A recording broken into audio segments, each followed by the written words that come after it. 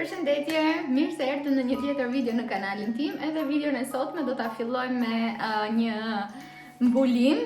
Pra, unë do flas këtu dhe pastaj do vendos fotot e video, sepse në ditën, domethënë shkuam të shtunën në Maltë edhe të mërkurën unë humba kamerën, kështu që të të shtunë edhe të diel ishte videoja e parë që arritëm në Maltë edhe ishte dita e parë që shkuam te Kulla e Kuqe dhe te Popaj Dorfi, fshati Popaj. Dhe në ditën e tjetër vizituam dy vende të tjera, dy qytete, tre qytete të tjera. Dhe te qyteti i parë unë kam filmuar çdo gjë të mundshme me kamerë. Kështu që do vendos foto dhe disa video që i kam xhiruar më shumë për në Instagram. Por më vjen keq që mos t'i publikoj si video, sepse ishin vende shumë të bukura, edhe pse mos ju jap edhe juve një ide, për shembull, për një pushim një javor apo pushime të shkurtra, apo thjesht ndaja me ju atë që vërtet unë e filmova tërkohës me kaq shumë pasion me kamerën e re. Nuk e di pse ndodhi kjo gjë, por në këtë video do keni edhe reagimin tim në gjysmë ore mbasi e humba kamerën. Proti kolej zemra. Isha ma në kamera fëror. Ja, në shqip. E humba kamerën.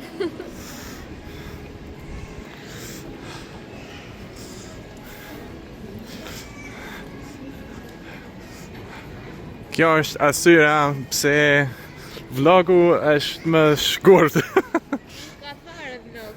Unë çdo gjë e kam filmuar me kamerë. Kemi tani një vlog, një 5 minutë vlog.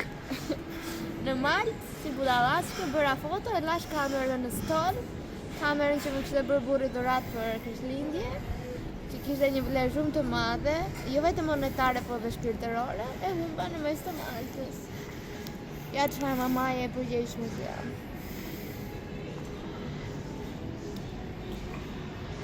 Kemi WhatsApp në Andrezajtë? Nuk ka problem zemra. Isha gjithkohës, domethënë e mërzitur, isha gjithkohës me sy të lotuar dhe nuk ka kthim mbrapa. Kështu që nga njëra anë kur isha atje që humba kamerën, thash okay, nuk do publikoj asnjë video, unë jam kaq ignorante. Po tani që erdha këtu dhe gjërat u qetësuan dhe që Stefani nuk ma mori për keq që humba dhuratën e tij, përkundrazi ai e dinte se sa e mërzitur isha. Thash që okay, me këto mbulime që kemi, pse jo mos ta bëjmë video. Mbaroi muzika! Mbaroi muzika, o bobo! Ja tave mami prap. Tave mami prap, më jenë muzika ty.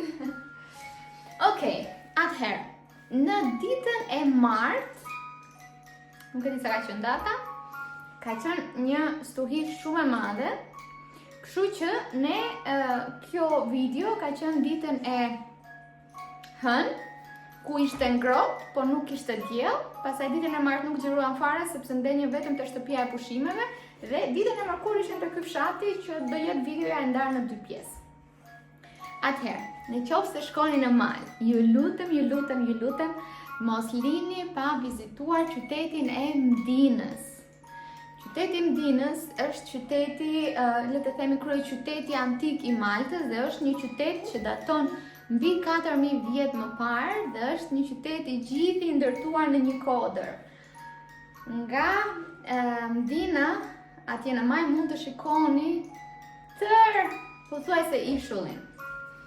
Dhe ishte vërtet një pikë strategjike, sepse nga atje sipër, maltezët mund të shikonin komplet pjesën e ishullit dhe të ishin të përgatitur nëse, domethënë, po ndodhte ndonjë sulm apo i merrnin direkt lajme, domethënë, dhe që atje ishin edhe më në përparësi, pasi mund ta shikonin më përpara armikut dhe mund të sulmonin më përpara, plus që muret e Mdinës rrethuese ishin aq të mëdha, aq të trasha, sa nuk e di domethënë se sa të vështirë mund ta kem pasur në atë kohë, për shembull armiq që donin të sulmonin Mdinën apo Maltën, Mdinën.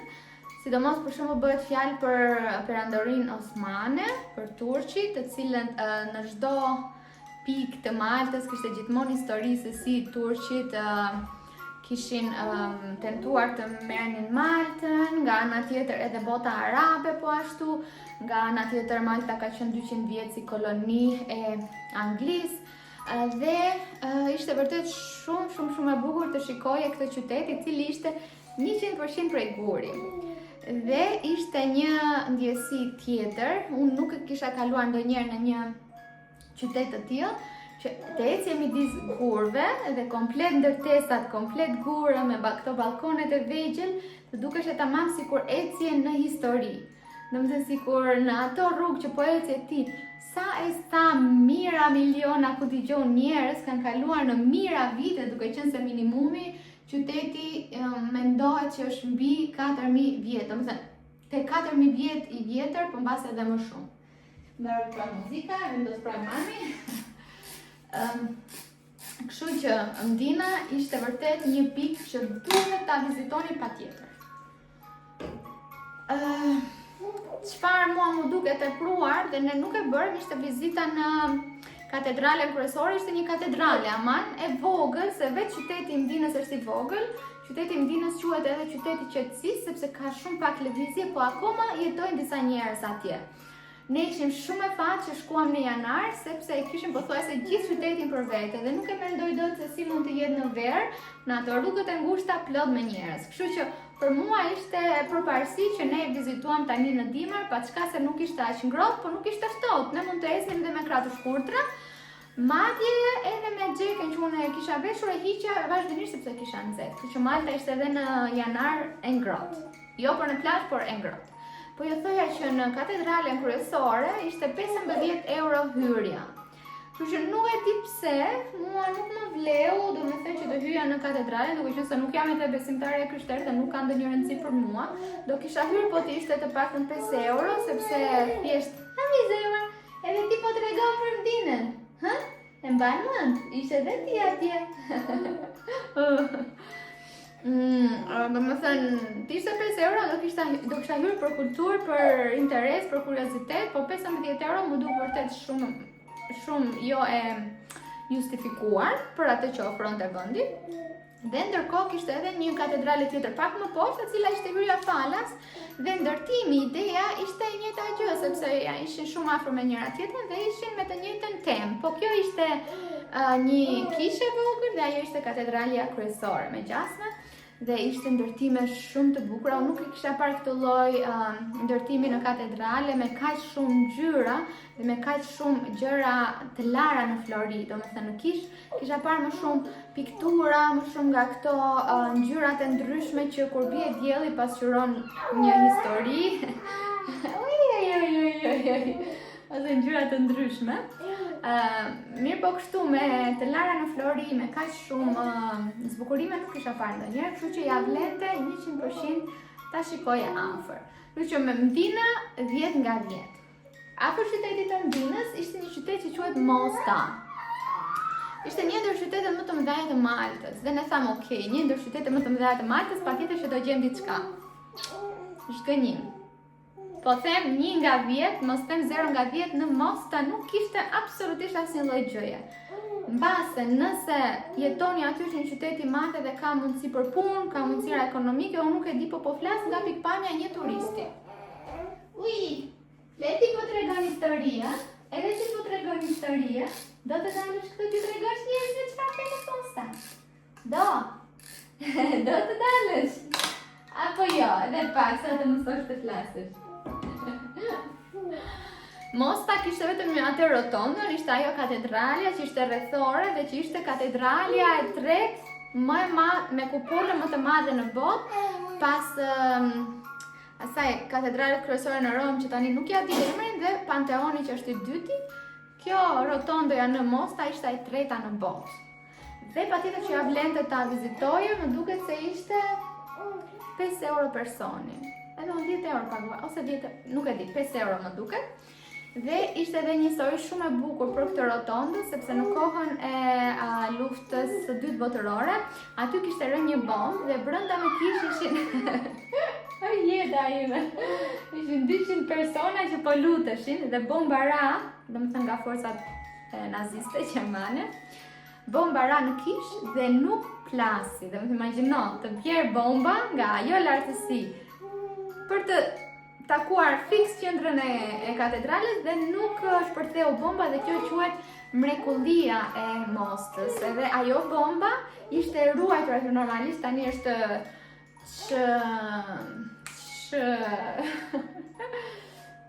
të më thënë është si i thonë fjallës shmontuar, ndoshta mos përcasi më patjetër, por që ishte ruajtur aty dhe mund ta shikoni shumë mirë, ishte diçka shumë e rëndësishme dhe shumë e bukur. Gjëja që na zhgënjeu më shumë thamë tërë ky qytet do gjejmë një restorant të mirë për të ngrënë, mbase ndonjë ushqim tradicional maltez nuk kishte asgjë njerëz. Restorantet hapeshin orën 6, ato që kishte. Hajde zemër, do vish me mamin, hajde. U mërzite ti ke 8 minuta vetëm. U mërzite se ke 8 minuta vetëm, o bobo, 8 minuta vetëm, nuk bët.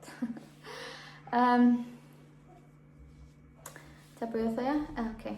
Dhe po ju thoja që nuk ishte restorante, ne gjetëm një, ishte si tip menze, të më thënë gjërat ishin të lira dhe unë hëngra vetëm një tosë se nuk isha shumë uri, po ama në tërë këtë qytet, kaq të madh, një ndër më të mëdhenj, nëse Malta në vetë është shumë e vogël, por ishte një ndër qytete më të mëdha me 28.000 banor, më duket.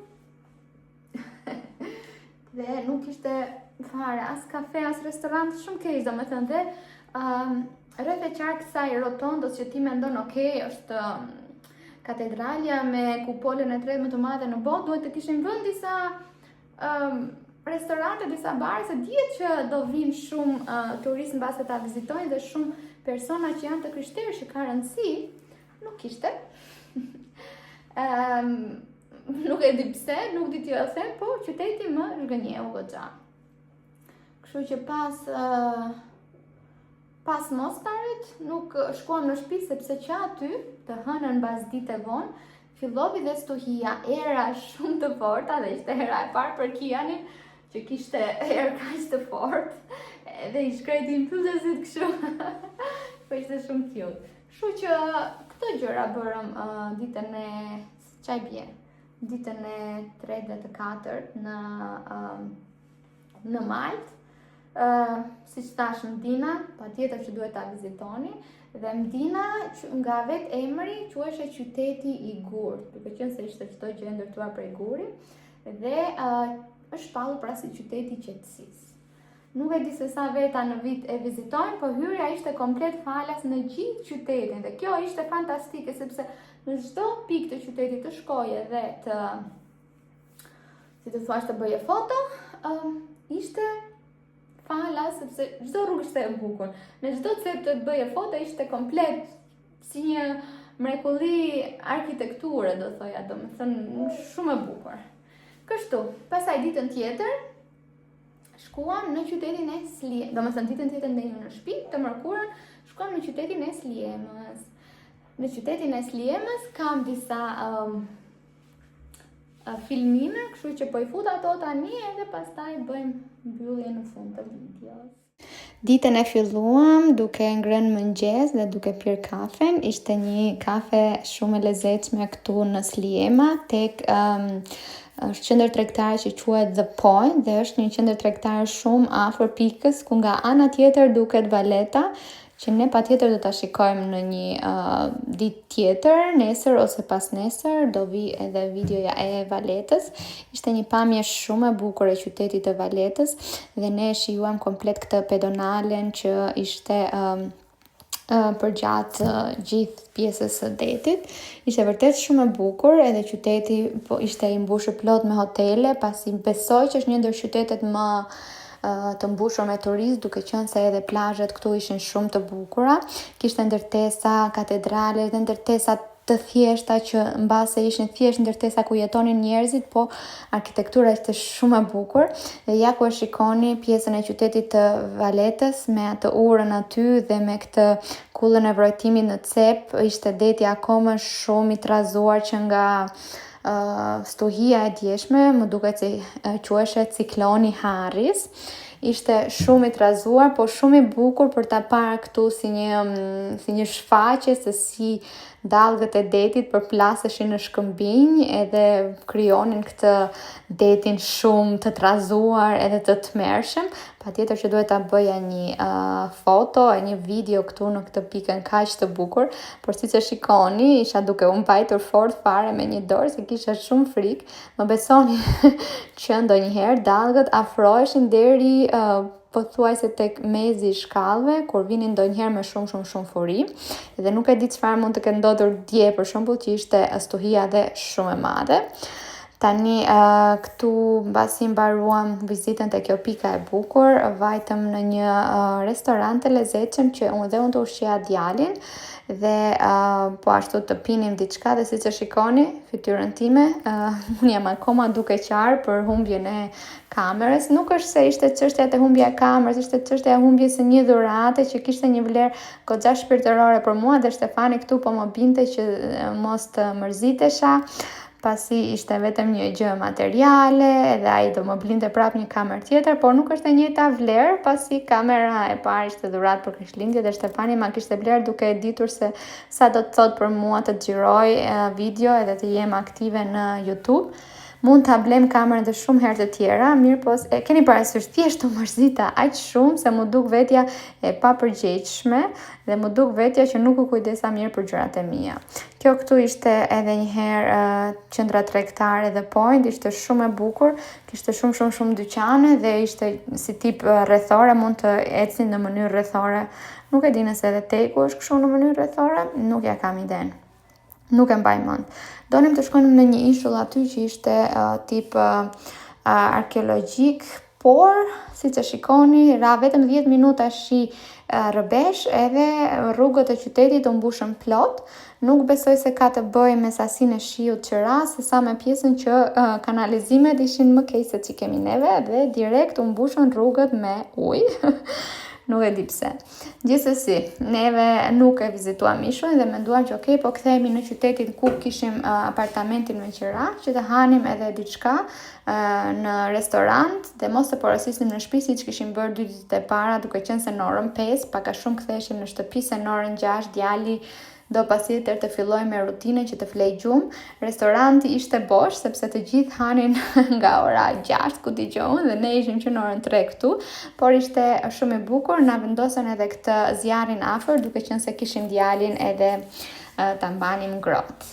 Djali i pëlqeu shumë si vend edhe shikonte ngjyrat e ushqimet gjithandej, madje mendoj që ka filluar të ndjekë ushqimet me interesin që të haj. Unë porosita pasta dhe Stefani pica, ishin shumë të mira dhe një ëmbëlsirë patjetër që ishte po ashtu shumë e shijshme dhe ishte e vogël, domethënë që nuk e lije dot pa ngrënë se ishte 2-3 lugë, gjithë kaq. Siç thash, djali po tregon interes për ushqimet dhe ja ku e keni duke treguar edhe gjysmën e identitetit të tij që është gjerman, birën e ndiqte sikur nuk e di donte ta hante me sy, edhe këtë video ja dërguam patjetër familjarëve të Stefani si krenari. Sliema ishte një qytet shumë i bukur me atë promenadën shumë të bukur nga deti. Dhe siç thash, nuk e di nëse e kam thënë në ndonjë video, më pëlqeu shumë pjesa e arkitekturës së Maltës sepse ishte një ndërthurje shumë e mirë, i shikoje shumë mirë gjurmët arabe dhe ato angleze. Domethënë angleze patjetër nga vetë ngarja e makinave në anë të kundërt, po edhe ato balkonet që ishin ngjyrë blu, por edhe këto telefonat e keni parasysh të stilit britanik që i shikoni edhe në Londër, ishin kudo në Maltë. Edhe patjetër që edhe restorantet, mëngjeset, domethënë kuzhina ishte plot me burger, me English breakfast, më thash, dhe ishte një ndërthurje shumë e bukur e të dyjave gjërave. Tani, për sa i përket gjuhës malteze, unë dëgjova aty që është një përzierje e gjuhës arabe, nuk e di, italishte, malteze dhe kurse anglishtën ata nuk e flisnin me theks britanik, siç e flasin në Angli, e flisnin çik si me theks italian, më duk mua. Kishte edhe shumë të huaj patjetër. Nuk e di pse Malta që nga kaq e tërheqshme për emigrantët, po besoj nga që është pak më e thjeshtë për të shkuar, pra Nëse ke një kontratë, mendoj që punojësi më duke se të bënte letrat. Edhe këtu në Gjermani duhet të lesh takim në ambasadë, mëse të thash është shumë herë më e vështirë, Malta ishte goxha më e thjeshtë. Nuk e di se sa funksionon ose se sa është e vërtet, ju që jetoni në Maltë na shkruani poshtë, por kishte shumë të huaj dhe nuk e di nëse pash një maltes të vërtet, po më duket se pash një ditë tjetër në kryeqytetin e Maltës në Valletta, po për këtë do t'ju flas në videon tjetër. Malta deri tani nuk na ka zhgënjur, është shumë e bukur, moti është shumë i paqëndrueshëm sepse është në mes të detit, patjetër dhe nga erat e shumta re të vinë dhe ikin, nuk e di sa shpejt, por të ju sugjeroj ta vizitonit, sepse është një destinacion që vërtet duhet të jetë pjesë e koleksionit tuaj të vendeve që keni parë. Unë tani bëra një çek Maltës edhe e mendoj shumë si një vend që mund të kthehem sërish edhe të bëj ca pushime. Apo jo, Mokia, na pëlqeu, a? Okej, në videon tjetër tani njerëz do kthehemi në normalitet, do kemi tamam xhirime me figurë edhe me zë edhe aktuale. Ciao, shihemi në videon tjetër. Ciao, thuaj ciao. Kiran, thuaj ciao. Hey, hey, hey.